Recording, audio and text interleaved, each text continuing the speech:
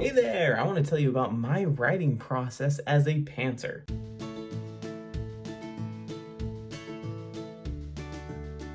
Of course, I've got my nice froggy picture in the background that my son made for me. Process is actually a little bit of a misnomer when it comes to me because I don't technically have a formalized process, but we're still going to talk a little bit about what I do because I've slid into this and I've been doing it ever since I started writing 4 years ago. So here goes. The first thing to note is that I'm a pantser. I've talked about this many times. You've never heard pantser versus plotter. Pantser is off of writes by the seat of their pants versus someone who actually plots out their story. I feel like this angle is like terrible. That's better. For me, the first thing that you need to note about my process is I cannot overthink my story. If I overthink it, then I don't want to write the story.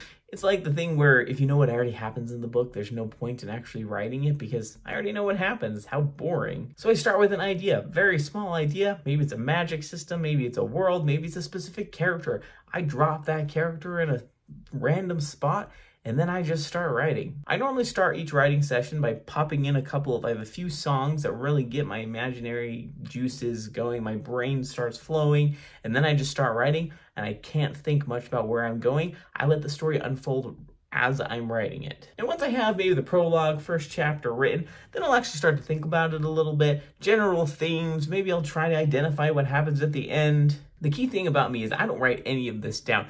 Any idea I have while I'm changing a diaper or cleaning the house or doing animal chores for our homestead animals, I don't write it down. I just let it sit in there. I get excited about it and I figure if I get to that point in the book and it's still in my brain, then it will get in the book.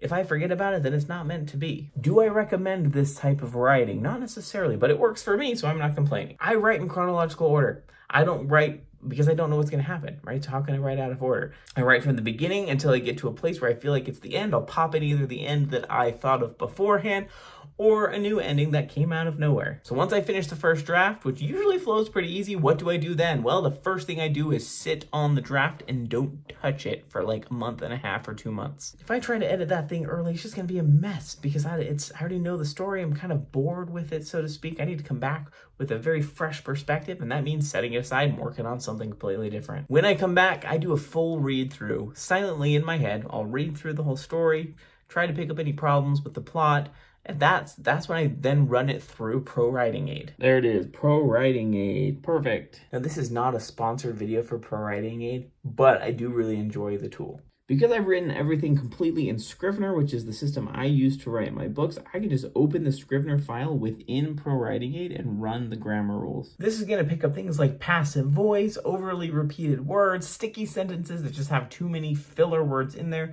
tell you to reduce them.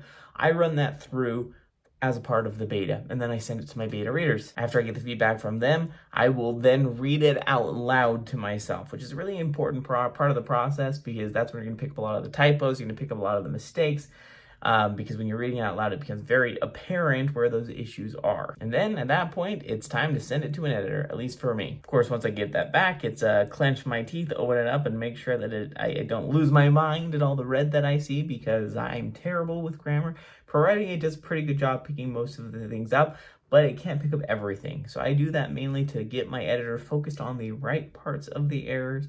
Pro Writing Aid can pick up a lot of the smaller issues before she gets her hands on it. After the edit, it's you send it down to the copy editor, and then it's publishing. So it's pretty awesome. It seems like a pretty seamless process to me. I published all 5 of my books that way, and I have a couple fully written drafts that are in the sitting, leaving alone phase right now while I'm writing other things. And I've just found that this process works very well for me. Now, if you're a plotter, keep in mind that this could look completely different. Maybe you spend a lot of time plotting.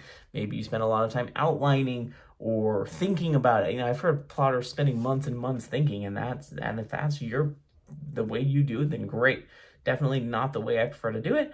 My pantsing brain could not handle all of that planning. Also, I probably wouldn't even follow the plan that I made at all. It would probably rule out those things and become a negative version of the book that I write. So there you go. That is my writing process as a pantser. It may evolve over time. Maybe in 5 books it will evolve, but at that point it doesn't matter because I've established a routine and a habit and I just run with it.